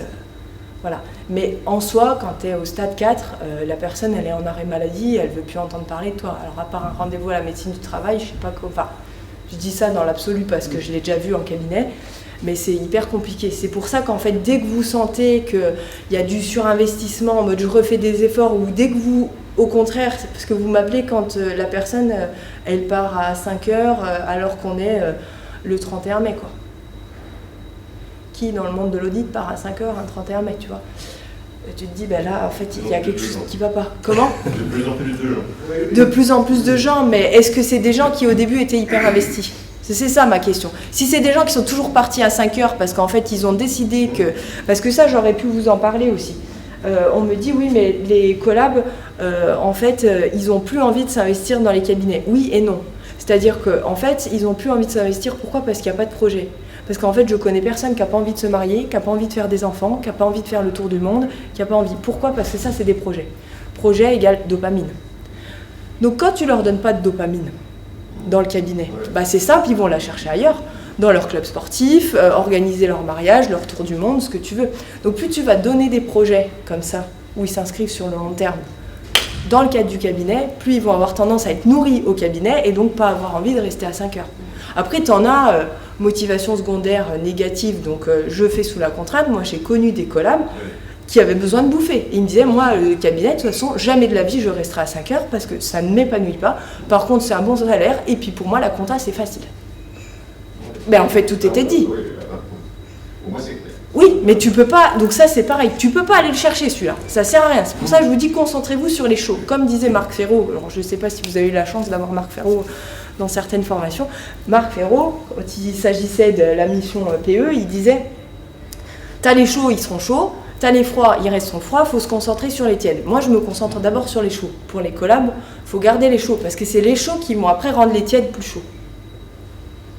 C'est-à-dire qu'une fois que tu auras fait ça sur 1 ou 2 collabs, derrière, ceux qui sont un peu plus frileux vont déjà se dire « Ah ouais, finalement, c'est pas mal en fait. » Parce que si tu commences par eux, ils vont dire « Qu'est-ce qu'il veut ?» Et c'est vachement intrusif, et pourquoi il veut savoir mes motivations ? Moi, j'ai pas à lui dire ça, enfin, tu vois. Mais t'en as, oui, effectivement. Moi, ce que je disais, ceux qui partent à 5 heures, c'est ceux qui d'habitude étaient très investis et qui, là, alors qu'on arrive, je suis pas sûre qu'on soit tous au 31 mai avoir fini tous nos rapports, hein, mais bon, te dire, bah, pourquoi tu t'en vas ? Alors, sauf, j'ai un entretien, est-ce qu'il y a quelque chose qui fait que ça va pas ? C'est pour ça qu'en fait, pour moi, les suivis réguliers vont vous permettre de sentir si à un moment, il y a un décrochage. Et d'où vient ce décrochage ? Est-ce que c'est un manque de diversité ? Est-ce qu'en fait, je suis appelée par un autre métier ? Parce que moi, ce qui faisait que je voulais partir en reconversion, c'est que je me suis dit, je vais faire prof de fitness. J'aurais vraiment l'impression d'apporter du conseil. Et, allez, on serre les abdos, on court ! Et je me disais, tu as beau trouver des ajustements sur tes missions de certif, tu peux pas donner de conseils. Et puis en plus, tu peux... Donc ça crée une énorme frustration. Parce qu'au lieu de me dire, mon rôle, c'est juste de trouver des ajustes, je me disais, mon rôle, c'est de changer les entreprises. Non, Mélissa. Mais bon. Est-ce que ça répond à la question ? Donc oui, appelle-moi si jamais c'est ça, mais à mon avis, ça sera trop tard. Donc anticiper au max. Anticiper au max. Est-ce qu'il y a d'autres questions ? C'est intéressant, la matrice, c'est pas mal. Il y a un peu de boulot, mais cool. Et après, il faut faire l'appliquer quand on manque de collaborateurs et que du coup, bah, on est obligé de laisser les collaborateurs sur des missions qu'ils ne voudraient pas faire. Ouais. Ils n'aiment plus faire, mais on n'a personne d'autre pour les faire. Ouais. Alors la question, parce que ça, c'est ce que j'aime bien faire, c'est proposer tous les ans. Alors sur un portefeuille de CAC, c'est un peu plus dur qu'en expertise, mais et pareil, quand je dis ça, les confrères me disent « Oh, mais t'es folle !» Leur proposer de dégager un client. Alors ça ne veut pas dire qu'on va le dégager du cabinet, ça veut dire qu'on peut ne plus les staffer dessus, ça peut vouloir dire, mais est-ce que ça c'est quelque chose qui à minima est fait, qui puisse exprimer, ben moi concrètement ce dossier j'ai plus du tout envie de travailler dessus, parce qu'en fait quand on y va on est très mal reçu, quand on y va, et la question derrière c'est qu'est-ce qui fait qu'on garde ces dossiers-là, où les collabs n'ont pas envie de travailler. Est-ce que c'est vraiment parce que c'est des collabs qui sont pas très bons et la réalité du marché fait que ben on peut quand même pas s'en débarrasser, ou est-ce que c'est un client qui est vraiment dur et vraiment pas terrible ou vraiment hautain et à ce moment-là il y a un recadrage à faire au niveau du client, voire à lui dire bon ben on finit le mandat, on réaugmente les honoraires et puis on voit ce qu'on peut faire histoire de ramener un peu de fun, un peu de cohésion d'équipe, bien qu'on travaille sur une mission où c'est pas drôle quoi.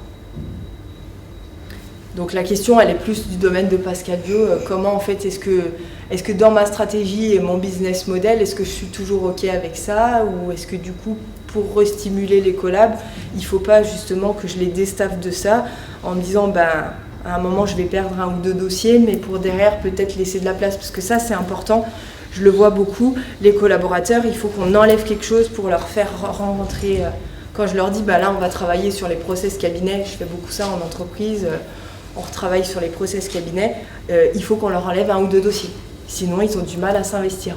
Mais ne serait-ce que pour leur dire, voilà, matériellement j'ai fait ça, donc c'est ok, donc après, il faut quand même que tu t'investisses parce que je t'ai enlevé un dossier pour te dégager du temps.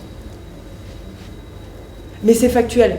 Rappelez-vous, hein, pour qu'on communique, on est factuel. Bah, toi, ton attente, elle est là, moi, elle est là. Est-ce qu'on arrive à la faire se rencontrer à minima ou pas? Mais factuellement, moi, je suis prêt à t'enlever ce dossier-là si derrière, tu es prêt à t'engager là-dessus. D'autres choses? Bon, merci pour le surplus. Merci. Désolée, j'ai pas trop respecté le timing.